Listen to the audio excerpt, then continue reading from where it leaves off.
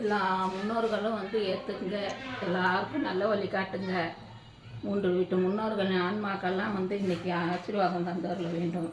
உங்களுக்கு வேண்டியதெல்லாம் வச்சுருக்கேன். எல்லாரும் மன திருப்தியோடு சாப்பிட்டு எல்லாருக்கும் தீர்காயுள் ஆரோக்கியத்தை கொடுக்கணும். உலக மக்கள் எல்லாம் அமோகமாக வாழணும்.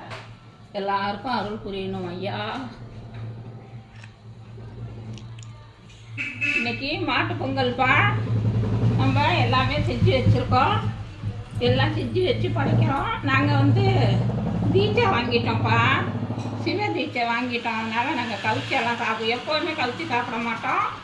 அதனால் தீட்சை வாங்கிட்டோம். அதனால் இந்த நான்வெஜ் எல்லாம் செஞ்சு படைக்கிறது இல்லை, இப்படி தான் செஞ்சு படைக்கிறது.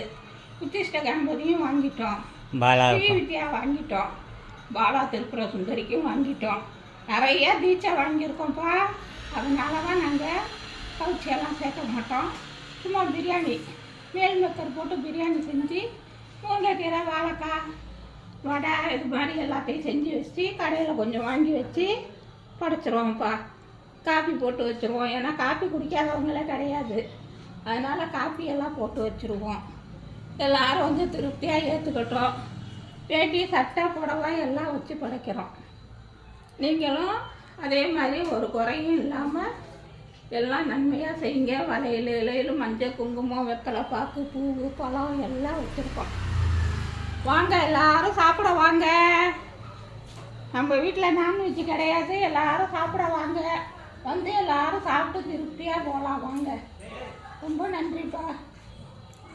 எல்லாருக்கும் மாட்டுப் பொங்கல் இனிய திருநாள் நல்வாழ்த்துக்கள். காணும் பொங்கலுக்கு சொல்லிவிடு. காணும் பொங்கல் நல்வாழ்த்துக்கள். நாளைக்கு